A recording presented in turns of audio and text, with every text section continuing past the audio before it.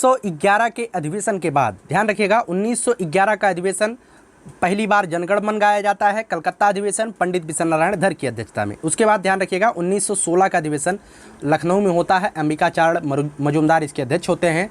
इसमें जो है मुस्लिम लीग और कांग्रेस का समझौता होता है, ठीक है।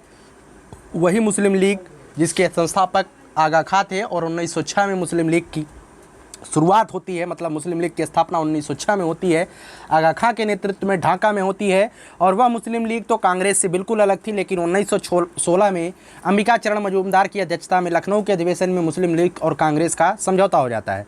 उसके बाद जो इंपॉर्टेंट है 1917 का कलकत्ता अधिवेशन इंपॉर्टेंट है, क्योंकि इसी अधिवेशन में पहली बार कोई अंग्रेज अध्यक्ष बनी थी, अर्थात पहली बार कोई महिला अध्यक्ष बनी थी, जिसका नाम था एनी बेसेंट। एनी बेसेंट अंग्रेज नहीं थी, आयरलैंड की महिला थी, ध्यान रखिएगा।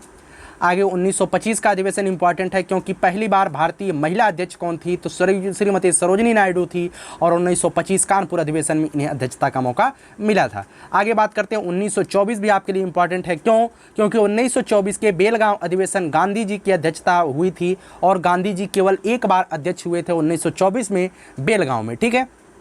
तो गांधी जी एक बार मात्र अध्यक्ष हुए थे कांग्रेस के, बेलगांव कर्नाटक में है, ध्यान रखिएगा। 1929 की लाहौर का अधिवेशन भी इंपॉर्टेंट है, क्योंकि पहली बार पूर्ण स्वराज्य की मांग जवाहरलाल नेहरू की अध्यक्षता में लाहौर अधिवेशन में किया गया था। और कब किया गया था? 1929 में। आपसे कुछ इंपॉर्टेंट तथ्य पूछे जा सकते हैं जो कि बहुत ही ज़्यादा इंपॉर्टेंट है, वही मैंने कलेक्ट करके आपके बीच लाया है। आपको अधिक ज़्यादा पढ़ने की आवश्यकता नहीं, स्मार्टली वर्क करना है निशांत ज्ञान के साथ जुड़ करके। सबसे युवा अध्यक्ष और सबसे अधिक बार अध्यक्ष कौन था? तो मौलाना अबुल कलाम आज़ाद जी थे, ध्यान रखिएगा। मौलाना अबुल कलाम आज़ाद 6 बार लगातार 6 साल कांग्रेस के अध्यक्ष थे। और सबसे युवा अध्यक्ष कौन थे? तो यही थे मौलाना अबुल कलाम आज़ाद। और आगे याद रखिएगा, स्वतंत्रता के समय आपसे क्वेश्चन पूछा जा सकता है, स्वतंत्रता के समय कांग्रेस के अध्यक्ष कौन थे? तो स्वतंत्रता के समय कांग्रेस के अध्यक्ष आचार्य JB कृपलानी जी थे। कौन थे? आचार्य JB कृपलानी जी। आगे एक क्वेश्चन को ध्यान में रखिएगा, राष्ट्रीय गान जो है, हमारा राष्ट्रीय गान कौन सा है? जन गण मन। इसको जो है सर्वप्रथम 1912 में तत्वबोधनी पत्रिका में भारत विधाता नामक शीर्षक से प्रकाशित किया गया था। यह भी इंपॉर्टेंट फैक्ट है, ध्यान रखिएगा, क्वेश्चन पूछा गया UP-SSC में। उसके बाद स्वाधीनता आंदोलन के प्रारंभिक वर्ष में कुछ टॉपिक छूटते हैं, जिसे मैं अगले सीरीज में कवर करूंगा। इस सीरीज में कांग्रेस की स्थापना को मैंने बताया और कांग्रेस से जुड़े इंपॉर्टेंट तथ्य मैंने आपको बताया, और बीच में जो चीज़ें समाज सुधार से मिलती जुलती हैं उसे भी मैं आपको बताऊंगा दूसरे पार्ट में। धीरे धीरे पहले पार्ट में जो चीज़ें इंपॉर्टेंट है मैंने उसे लिया है। दूसरा आपका पोर्शन है स्वदेशी तथा सविनय अवज्ञा आंदोलन। मित्रों, यहाँ पर बताया गया स्वदेशी तथा सविनय अवज्ञा आंदोलन तथा महात्मा गांधी व अन्य नेताओं की भूमिका आपके सिलेबस में यही है, लेकिन आपको यहाँ पर मैं स्वदेशी तथा सविनय अवज्ञा आंदोलन पढ़ाता हूँ। महात्मा गांधी और अन्य नेताओं की भूमिका अगले वीडियो में आएगा। यहाँ पे देखिएगा, पहला अंग्रेजी विद्रोह, अंग्रेजों के खिलाफ जो पहला विद्रोह हुआ था उसे सन्यासी विद्रोह कहा जाता है, और इस सन्यासी विद्रोह का वर्णन आनंद मठ में हुआ है। आनंद मठ क्या है? बंकिम चंद्र चटर्जी के द्वारा लिखा गया एक ग्रंथ है आनंद मठ, उसमें ही पहली बार सन्यासी विद्रोह का वर्णन मिलता है।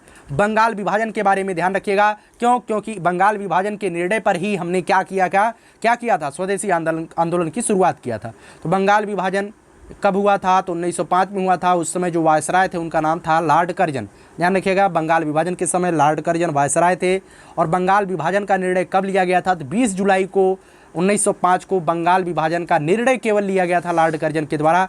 और इसी निर्णय को मान करके लोगों ने सोचा, भैया बंगाल में क्या हो रहा था? बंगाल में हिंदू मुस्लिम एकता था, तो फूट डालो राज्य करो की नीति लॉर्ड कर्जन अपनाया और बंगाल का विभाजन किया। जो पूर्वी हिस्सा था वो मुस्लिम बाहुल था, तो मुसलमानों को देने का प्रयास किया। पश्चिमी हिस्सा हिंदू बाहुल था, तो हिंदुओं को देने का प्रयास किया।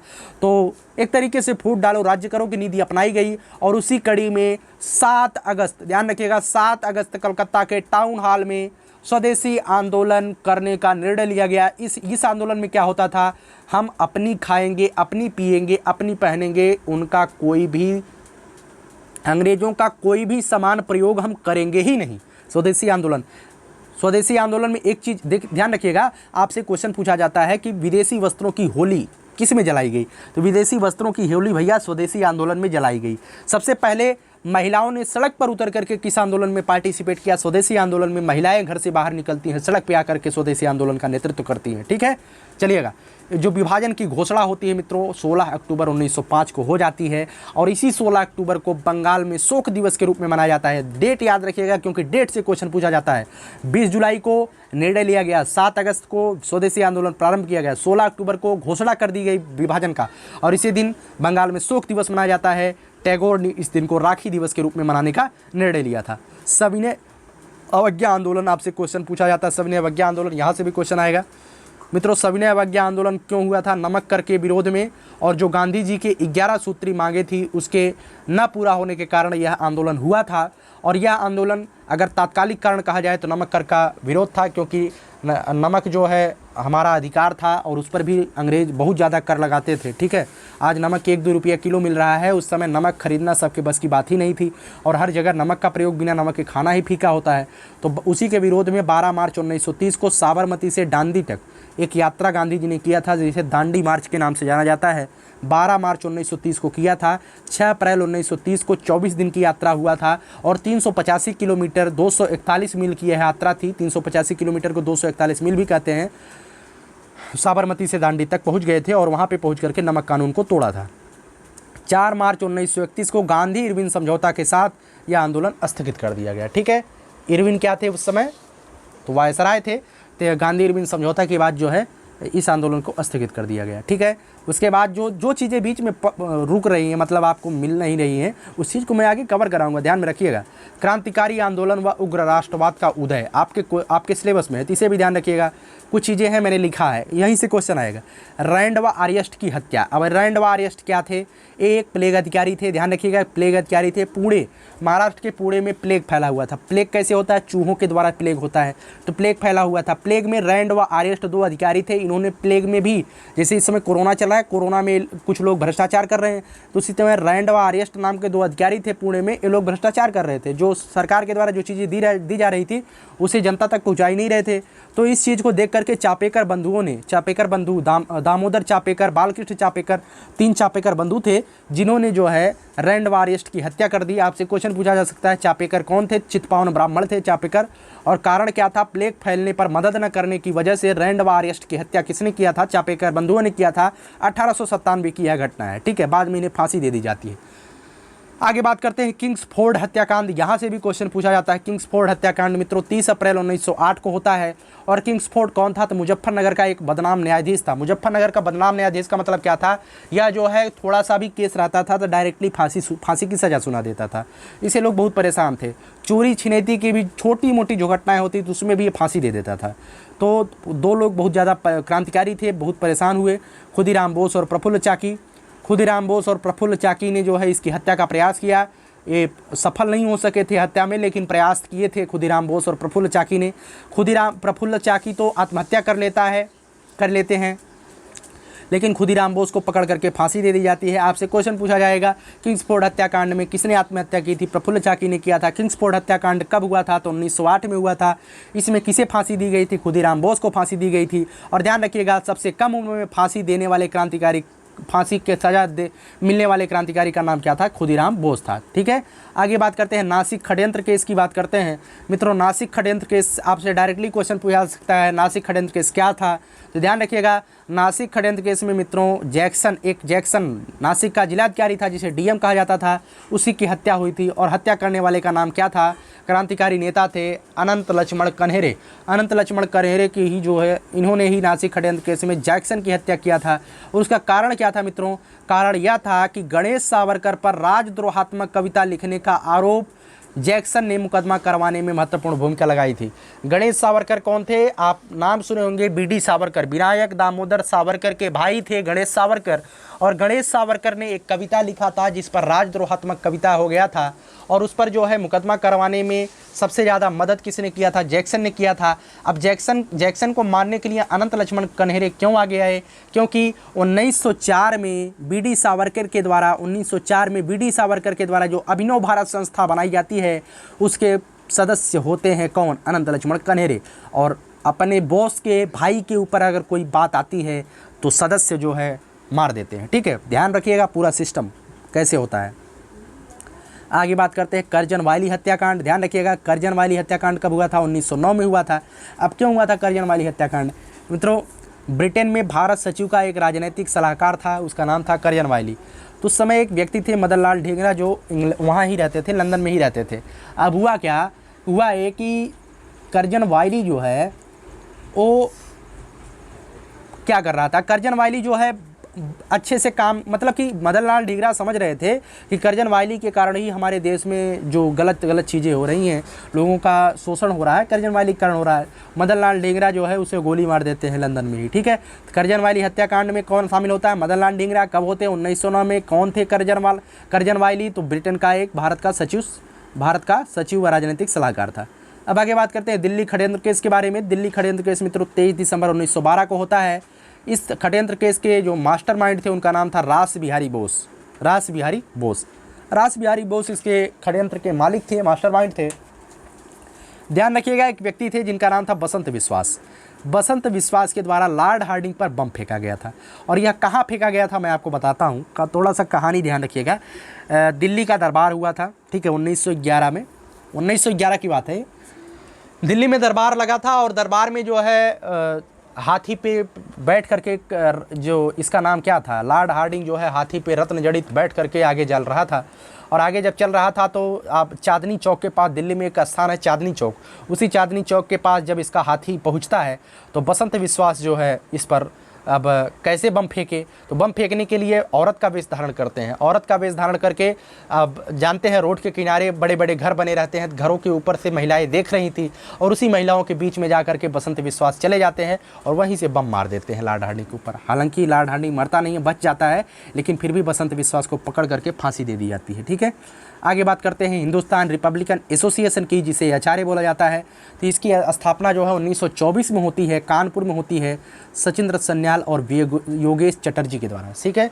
ध्यान रखिएगा एचआरए हिंदुस्तान रिपब्लिकन एसोसिएशन की स्थापना कानपुर में 1924 में सचिंद्र सन्याल और योगेश चटर्जी के द्वारा होती है। और इस जो हिंदुस्तान रिपब्लिकन एसोसिएशन का जो महत्वपूर्ण कार्य था वो था 9 अगस्त 1925, यहाँ 125 लिखा गया, ध्यान रखिएगा 1925 है। 9 अगस्त 1925 को जो काकोरी कांड हुआ था, इसे जो है इसी के सदस्यों ने अंजाम दिया था। और कितने लोगों ने इसे अंजाम दिया था? 10 लोगों ने अंजाम दिया था। उनका नाम क्या क्या था, ध्यान रखिएगा, राजेंद्र लाहिड़ी, रोशन सिंह, राम प्रसाद बिस्मिल, अशफाक उल्ला खां, बनारसी लाल, केशव, मनमनाथ गुप्ता, चंद्रशेखर आज़ाद, मुकुल लाल और सचिंद्र नाथ बख्शी, 10 लोगों ने इसे अंजाम दिया था। चंद्रशेखर आज़ाद भैया बहुत चकमा दे करके भाग गए थे, बाकी लोग, कुछ लोग पकड़े गए थे और कुछ लोगों की इसमें फांसी हुई थी। 4 लोगों को फांसी हुई, ध्यान रखिएगा। राजेंद्र लाहिड़ी को फांसी हुई थी, गोंडा जेल में इन्हें फांसी हुई थी। राम प्रसाद बिस्मिल जी को फांसी हुई थी, इन्हें गोरखपुर जेल में फांसी हुई थी। अशफाक उल्ला खां को फांसी हुई थी, इन्हें जो है फैजाबाद जेल में फांसी हुई थी। रोशन सिंह को फांसी हुई थी तो नैनी जेल में फांसी हुई थी, ठीक है। तो इसे याद रखिएगा, कभी कभी पूछा जाता है कि इन्हें फांसी कहाँ कहाँ हुई है, ध्यान रखिएगा। राजेंद्र लाहिड़ी गोंडा जेल में, बिस्मिल को, हमें लगता है मैंने कुछ गलती किया, इसे आप देख लीजिएगा, हो सकता है बिस्मिल को फैजाबाद में हुआ, अशफाक उल्ला खां को गोरखपुर में हुआ है, ध्यान रखिएगा। हमें यहाँ पे कन्फ्यूजन लग रहा है, आप देखिएगा। रोशन सिंह को नैनी जेल में फांसी हुई, 4 लोगों को फांसी हुई थी। उसके बाद जब यह पार्टी, यह जो हिंदुस्तान रिपब्लिकन पार्टी थी, इसे बैन कर दिया जाता है तो चंद्रशेखर आज़ाद बचे रहते हैं। बाद में हिंदुस्तान सोशलिस्ट रिपब्लिकन पार्टी के नाम से 1928 में चंद्रशेखर आज़ाद ने फिरोज शाह कोटला मैदान में एक पार्टी का गठन किया। किसका? हिंदुस्तान सोशलिस्ट रिपब्लिकन पार्टी, जिसे शार्ट में एचएसआरए भी कहते हैं। क्या कहते हैं? एचएसआरए भी कहते हैं। इसका गठन कब होता है? 1928 में चंद्रशेखर आज़ाद के द्वारा। बाद में आप जानते हैं कि 1931 में चंद्रशेखर आज़ाद शहीद हो जाते हैं अल्फ्रेड पार्क में, उनके बारे में बात करेंगे। आगे बात करते हैं लाहौर षड्यंत्र केस के बारे में। मित्रों, लाहौर षड्यंत्र केस क्या था? लाहौर षड्यंत्र केस यही था कि 17 दिसंबर 1928 को जो लाला लाजपत राय की हत्या किया था, सैंडर्स ने हत्या करवाया था लाला लाजपत राय को। पुलिस का उस समय वो कप्तान था सैंडर्स। तो साइमन कमीशन का विरोध करते हुए लाला लाजपत राय की हत्या हो गई थी। तो भगत सिंह, राजगुरु और जयगोपाल ने समझा कि इसके हत्या का मेन मास्टरमाइंड कौन है? सैंडर्स है। तो सैंडर्स की हत्या कर दी जाती है 17 दिसंबर 1928 को। किसने किया? भगत सिंह, राजगुरु और जयगोपाल ने किया, ठीक। इसे ध्यान रखिएगा, इसे ही कहा जाता है लाहौर षड्यंत्र केस। आगे ध्यान रखिएगा सेंट्रल असेंबली बम कांड। अब मित्रों, सेंट्रल असेंबली बम कांड क्या था? इसे जो है 1929 में होता है, 18 अप्रैल को। और जो भगत सिंह और बटुकेश्वर दत्त के द्वारा सेंट्रल असेंबली में बम फेंका जाता है। और इसमें क्या होता है भगत सिंह, राजगुरु और सुखदेव को फांसी दे दी जाती है। मित्रों, बम फेंकने के बाद क्या होता है, ये लोग अपनी गिरफ्तारी खुद दे देते हैं, भगत सिंह और बटुकेश्वर दत्त। लेकिन भगत सिंह और बटुकेश्वर दत्त बम फेंक करके किसी को मारते नहीं हैं, ये लोग खाली स्थानों पे बम फेंकते हैं, लेकिन इन्हें फिर भी फांसी दे दी जाती है। भैया, भगत सिंह, राजगुरु और सुखदेव को फांसी सेंट्रल असेंबली बम कांड के कारण नहीं दिया गया था, बल्कि लाहौर षड्यंत्र केस जिसमें सैंडर्स की हत्या हुई थी, उस केस में इन्हें फांसी हुई थी। ठीक है, ध्यान रखिएगा। कभी क्वेश्चन पूछा जा सकता है भगत सिंह को फांसी किस जुर्म में हुई थी, सेंट्रल असेंबली बम कांड के जुर्म में इन्हें फांसी नहीं हुई थी, लाहौर षड्यंत्र केस के मामले में फांसी हुई थी। ठीक है, देखिए Chittagong army red, Chittagong army red, इसे भी ध्यान रखिएगा। चटगांव में एक पुलिस का शस्त्रागार था जिस पे कुछ लोगों ने धावा बोल करके लूट लिया था, उसके बारे में क्वेश्चन आता है। सूर्यसेन नाम के एक मास्टर साहब थे जिन्हें मास्टर दा के रूप से जाना जाता था चटगांव में। ठीक है, तो चटगांव में सूर्यसेन मास्टर साहब के नेतृत्व में एक स्थापना होती है इंडियन रिपब्लिकन आर्मी की। ठीक है, इसमें जो है प्रीतिलता वाडेकर और कल्पना दत्ता नाम की 2 महिलाएं भी शामिल होती हैं। सूर्यसेन की नेतृत्व में इंडियन रिपब्लिकन आर्मी की स्थापना होती है, इसमें 2 महिलाएं प्रीतिलता वाडेकर और कल्पना दत्ता शामिल होती हैं। 18 अप्रैल रात 9:30 बजे की घटना होती है। चटगांव के पुलिस शस्त्रागार पे कब्जा कर लिया जाता है, किनके द्वारा, मास्टर दा के द्वारा और उनके कुछ साथियों के द्वारा, और चटगांव को वहीं पर स्वतंत्र घोषित कर दिया जाता है, पुलिस को मार के भगा दिया जाता है। ठीक है, तो 18 अप्रैल 1930 को 9:30 बजे चटगांव पुलिस शस्त्रागार पर कब्जा कर लिया जाता है और उन्हें भगा दिया जाता है। और भाई, अब गलत काम किए हैं, उस समय तो सरकार के खिलाफ आप कोई गलत काम करेंगे तो गलती है। 12 जनवरी 1934 को मास्टर दा को फांसी दे दी जाती है। क्यों? चटगांव के हमले के कारण। ठीक है, आगे ध्यान रखिएगा चंद्रशेखर आज़ाद के बारे में। मित्रों, चंद्रशेखर आज़ाद को 27 फरवरी 1931 को आज़ाद पार्क में चंद्रशेखर आज़ाद शहीद हो जाते हैं, और आज़ाद पार्क को उस समय अल्फ्रेड पार्क के नाम से जाना जाता था। ठीक है, आपके सामने एक इम्पॉर्टेंट जो मतलब कि सिलेबस में है वो है विधायी संशोधन तथा 1935 का अधिनियम। तो मित्रों, इसमें क्या क्या पढ़ना है, मैंने ये टॉपिक नहीं लिया है, लेकिन ध्यान रखिएगा इसमें पढ़ना आपको यही है 1773 से लेकर के 1935 तक के समस्त विधेयक। 1773 का रेगुलेटिंग एक्ट, 1784 का पिट्स इंडिया एक्ट। ये वीडियो मैं आपको एक दे दूंगा जिसमें इंपॉर्टेंट चीज़ें रहेंगी, लेकिन आपको पढ़ना यही है 1773 से लेकर के 1935 से समस्त विधेयक पढ़ लेना है, ये चैप्टर कंप्लीट हो जाएगा। आगे बात करते हैं भारत छोड़ो आंदोलन के बारे में। मैंने बताया है मित्रों, भारत छोड़ो आंदोलन से कौन कौन से क्वेश्चन आएंगे। यह आंदोलन कब शुरू हुआ था? तो 9 अगस्त 1942 को शुरू हुआ था। ठीक है, इसे अगस्त क्रांति के रूप में जाना जाता है। ठीक है, 8 अगस्त को तैयारी की जाती है, कल से जो है 9 अगस्त को इसकी शुरुआत होगी, लेकिन 9 अगस्त को बड़े सवेरे ही ऑपरेशन 0 आवर के तहत जो इसके शीर्ष नेता होते हैं जैसे जवाहरलाल नेहरू, महात्मा गांधी, पटेल जी, सबको पकड़ करके जेल में बंद कर दिया जाता है और यह आंदोलन असफल हो जाता है। ठीक है, और इसी आंदोलन में करो या मरो का नारा दिया गया था। ठीक है, आपसे क्वेश्चन पूछा जाए करो या मरो का नारा कब दिया गया था, तो भारत छोड़ो आंदोलन में किसके द्वारा? गांधी जी के द्वारा। ऑपरेशन 0 आवर किसके तहत था? भारत छोड़ो आंदोलन के तहत था। सुबह सुबह भारत छोड़ो आंदोलन के शीर्ष नेताओं को गिरफ्तार करने के लिए। अब बात करते हैं वर्धा प्रस्ताव के बारे में। ध्यान रखिएगा, वर्धा प्रस्ताव कब हुआ था? 14 जुलाई 1942 ईस्वी को। ये भारत छोड़ो आंदोलन का प्रस्ताव इसी में रखा गया। किसके द्वारा रखा गया? तो महात्मा गांधी के द्वारा वर्धा में प्रस्ताव भारत छोड़ो आंदोलन का रखा गया। अब इसकी कहानी क्या है, ध्यान रखिएगा। महात्मा गांधी अभी तक असहयोग आंदोलन कर चुके थे, चंपारण में सत्याग्रह करवा चुके थे, बहुत ज़्यादा आंदोलनें कर रहे थे महात्मा गांधी। अब लोगों को विश्वास हो गया था कि भैया महात्मा जी 2 साल आंदोलन करेंगे, तीसरे साल आंदोलन वापस ले लेंगे, लोग इनके चक्कर में क्यों पड़ रहे हैं। तो वर्धा में ये भी प्रस्ताव रखे कि अब की बार अंग्रेजों को भगाकर ही मानेंगे, महात्मा गांधी जी ने कहा। लेकिन भैया हुआ क्या कि 14 जुलाई 1942 को जब ये प्रस्ताव इन्होंने रखा तो कुछ लोग इसका विरोध कर दिए। अब भाई, महात्मा जी उस समय के वर्तमान के जिस तरीके से नरेंद्र मोदी की छवि है पूरे देश में, उससे तगड़ी छवि महात्मा गांधी की थी उस समय। और महात्मा गांधी को लग गया गुस्सा, और जब गुस्सा लग गया तो इन्होंने कहा, अरे कांग्रेस वालों समझो, मैं एक मुट्ठी बालू से, ध्यान से सुनिएगा, इनका जो वक्तव्य था, इनका वक्तव्य था, मैं एक मुट्ठी बालू से कांग्रेस से बड़ा संगठन तैयार कर सकता हूँ, कांग्रेस मेरे सामने कुछ नहीं है। ठीक है, तो वर्धा प्रस्ताव में ही इन्होंने ये वक्तव्य दिया था। और क्यों दिया था? क्योंकि भारत छोड़ो आंदोलन का कुछ लोगों ने विरोध किया था। ठीक है, और विरोध करने में सबसे आगे कौन थे? तो CR राजगोपालाचारी इनका विरोध किए थे, और विरोध करते करते इन्होंने इस्तीफा भी दे दिया कांग्रेस से। जाइए भैया, आप भारत छोड़ो आंदोलन करिए, मुझे नहीं चाहिए कोई आंदोलन। ठीक है, तो इन्होंने कर दिया था क्या? इस्तीफा दे दिया। और इनके साथ कुछ इनके समर्थन भी इस्तीफा दे के चले गए, लेकिन इनका नाम याद रखिएगा। और इनके सपोर्ट में कौन कौन से थे, कभी कभी क्वेश्चन यह भी पूछा जा सकता है। राजेंद्र प्रसाद भैया इनके सपोर्ट में थे, पटेल जी सपोर्ट में थे, अनुग्रह नारायण सिंह जी सपोर्ट में थे, जयप्रकाश नारायण सपोर्ट में थे, राम मनोहर लोहिया समाजवादी विचारधारा के समर्थक लोहिया भी सपोर्ट में थे, अशोक मेहता भी सपोर्ट में थे। लेकिन अगर बात करें नेहरू, आज जो कौन थे भैया, जवाहरलाल नेहरू, यह भी इसके विरोध में चले गए थे, लेकिन बाद में सपोर्ट में आ जाते हैं। ठीक है, अब क्वेश्चन पूछा जा सकता है कि 9 अगस्त को जो गांधी जी को गिरफ्तार किया गया तो उन्हें कहाँ रखा गया? भैया आगा खां पैलेस में रखा गया था। ठीक है, आगा खां पैलेस में रखा गया था, ध्यान रखिएगा। अब जब इतना बड़ा आंदोलन छिड़ गया तो कांग्रेस को बैन कर दिया गया। कहा गया कि भैया इसे कांग्रेस वाले तो 3-5 करते रहेंगे, डेली आंदोलन चलाते रहेंगे, तो इससे बढ़िया कांग्रेस को बैन कर दो। अब कांग्रेस बैन हो गया।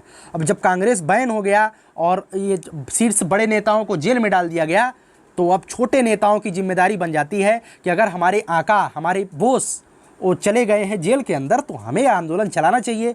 तो भूमिगत रूप से आंदोलन किसने चलाया? तनुड़ा आसफ अली साहब ने, उषा मेहता जी ने, राम मनोहर लोहिया जी ने, जेपी नारायण जी ने, इन्होंने जयप्रकाश नारायण जी, जिन्हें आप जानते हैं, जयप्रकाश नारायण के मूवमेंट से ही नीतीश कुमार, रामविलास पासवान, लालू यादव जैसे नेता निकलते हैं। बाद में इनके बारे में कभी चर्चा करेंगे। जेपी नारायण बहुत बड़े नेता थे। तीनों ने जो है 1942 में भूमिगत रूप से इस आंदोलन को आगे बढ़ाया, और यह आंदोलन कहीं न कहीं सफल तो नहीं हुआ था, लेकिन कहीं न कहीं अंग्रेज़ों को यहाँ से बाहर करने में कुछ न कुछ मदद जरूर किया था।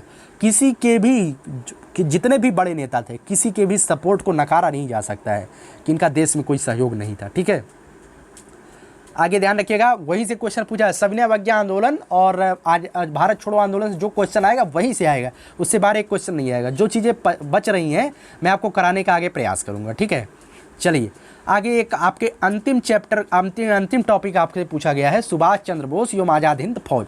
तो सुभाष चंद्र बोस के बारे में मैंने कुछ चीज़ें आपके सामने डिस्कस करूंगा, उसके बाद आज़ाद हिंद फौज के बारे में दूसरे पार्ट में डिस्कस होगा, और जो चीज़ें आपको बीच बीच में रुक रही हैं, जो चीज़ें इंपॉर्टेंट है, मैं उसको 3 पार्ट में वीडियो आएगा, 3 पार्ट में वीडियो जाएगा, और 100% आपका 5 नंबर यहीं से मिल जाएगा।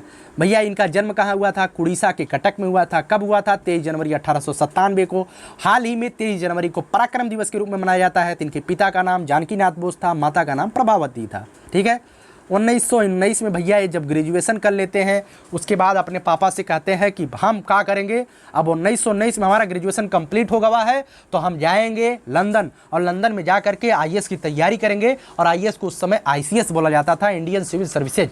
और कहा उस समय केवल एक ही बार चांस दिया जाता है, आज 4-4 बार चांस दिया जाता है, फिर भी लोग आईएएस नहीं बन पाते हैं, लेकिन उस समय मात्र एक चांस दिया जाता था। 1919 में जाते हैं, एक कमरा लेकर के लंदन में जमक की तैयारी करते हैं, खूब मचहचक की तैयारी करते हैं, और 1920 में भैया फाड़ देते हैं, किसी आईसीएस की परीक्षा को फाड़ देते हैं। और फाड़ते ही नहीं है, चौथा रैंक ला करके टॉप भी कर देते हैं। इतने तेज थे पढ़ने में, चौथा रैंक ला करके टॉप भी कर देते हैं, और 1921 में इस्तीफा भी दे देते हैं। नौकरी पाया भैया, कोई डीएम हो जाए और 1 साल में इस्तीफा दे दे, बहुत बड़ी बात होती है। ठीक है, लेकिन इन्होंने देश हित में 1921 में इस्तीफा दे दिया।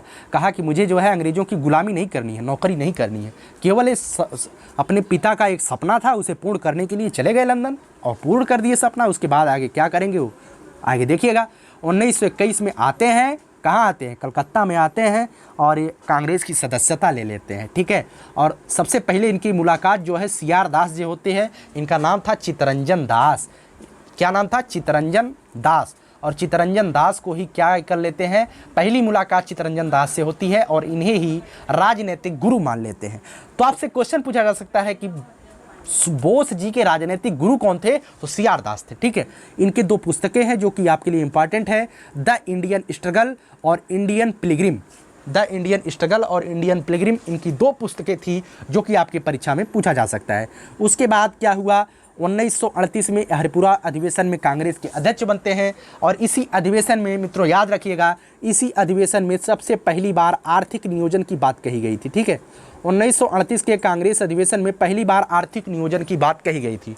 1939 में त्रिपुरी संकट होता है। अब त्रिपुरी संकट के बारे में मैं आपको बता दूं, 1939 में होता क्या है कि गांधी जी अपने एक सपोर्टर को खड़ा कर देते हैं चुनाव में, अध्यक्षता के चुनाव में, जिनका नाम था पट्टाभी सीतारमैया। अब पट्टाभी सीतारमैया और उनके बीच में, बोस जी के बीच में सीधी लड़ाई हो जाती, वोटिंग पड़ जाती है। और जब वोटिंग पड़ती है तो बोस जी उस समय जो है युवाओं के धड़कन थे, युवा दिलों की धड़कन बोस जी। और बोस जी और इनके बीच जब वोटिंग होता है तो भैया जीत जाते हैं बोस जी। जब बोस जी जीत जाते हैं तो गांधी जी नाराज़ हो जाते हैं, अरे हमारे बचवा के हरा दिए तुम। जब उनके समर्थक को हरा दिए तो भाई नाराज़ होना तो लाजिमी है। और उस समय नरेंद्र मोदी वाली छवि गांधी जी की, उनके स्वाभिमान पर ठेस पहुँच गया और डायरेक्टली कर दिए, सुभाष बाबू थोड़ा इधर आओ, तुम्हारा और हमारा रास्ता अलग है। हमें लगता है कि तुम्हारी विचारधारा बेटा हमसे मेल नहीं खा रही है, हमें यही लगेगा कि तुम हमसे अलग ही हो जाओ तभी सही है। तो इन्हें भी लगता है कि भाई जब महात्मा जी कह रहे हैं कि हमारी विचारधारा उनसे मेल नहीं खाती है तो अलग हो जाते हैं। 1939 में क्या करते हैं, 1939 में फॉरवर्ड ब्लॉक की स्थापना कर देते हैं, कांग्रेस से इस्तीफा देके बाहर चले जाते हैं, ठीक है। और 1940 में गिरफ्तार हो जाते हैं, लेकिन गिरफ्तार करके इन्हें पहले जेल में बंद किया जाता है। लेकिन आगे सुनिएगा, युवाओं के दिलों के धड़कन हो गए थे उस समय, इन्हें जेल में बंद करना इतना आसान नहीं था। लोग सुबह सुबह जा करके गेट के सामने सुभाष चंद्र बोस जिंदाबाद का नारा लगाते थे, नेताजी जिंदाबाद का नारा लगाते थे। तो अंग्रेज परेशान हो गए, किसी दिन जलिया तोड़ के छुड़ा ले जाएंगे इन्हें। तो इन्होंने कहा कि अंग्रेज़ों ने सोचा कि इन्हें जो है घर भेज दिया जाए और घर में ही नज़रबंद कर दिया जाए, अर्थात ये कोई राजनीति वाला काम नहीं करेंगे, ये घर में रहेंगे, जनता समझेगी अपने घर में है, इन्हें घर में नज़रबंद कर दिया गया। लेकिन भैया सुभाष चंद्र बोस अपना चेहरा बदलने में माहिर थे, ये जो है वहाँ से निकल जाते हैं, 1941 में जर्मनी पहुँच जाते हैं। अब जर्मनी कैसे कैसे पहुँचते हैं, अब बीच वाला जो मैटर है आपको उतना जानना आवश्यक नहीं है। लेकिन घर में जब 1940 में गिरफ्तार होते हैं और 1941 में जर्मनी पहुँच जाते हैं, बहुत ज़्यादा वेश धारण करते हैं। उसके बाद इसके लिए कोई मैं स्पेशल वीडियो कभी बनाऊँगा तो अच्छे से चर्चा करूँगा कैसे कैसे क्या होता है बीच में। लेकिन ये तो परीक्षा के लिए मैं बना रहा हूँ वीडियो, परीक्षा के पॉइंट ऑफ व्यू से महत्वपूर्ण वीडियो बना रहा हूँ, इसमें ज़्यादा बातें करना भी उचित नहीं है। लेकिन फिर भी मैंने इस वीडियो को ज़्यादा से ज़्यादा क्रिएटिव बनाने का प्रयास किया है, जिससे आपको अच्छे से समझ में आ जाए, ठीक है। वीडियो पसंद देखिएगा। आज़ाद हिंद फौज छूट रहा है और बीच में कुछ टॉपिक है जिसे कि मैंने 1773 से लेकर के 1935 का विधायी संशोधन नहीं पढ़ाया है, छूट रहा है। तो मैंने बताया 3 वीडियो आपके बीच जाएगा, ये पहला वीडियो गया था। अगर आपको यह वीडियो अच्छी लगती है तो आप वीडियो को लाइक कर दीजिएगा, मैंने मेहनत किया आपके लिए, उसका केवल एक ही गुरु दक्षिणा है, लाइक कर दीजिएगा। अगर थोड़ा सा और अच्छा लगता है भैया तो इसे शेयर भी आप कर सकते हैं, ठीक है। बहुत बहुत धन्यवाद आपका।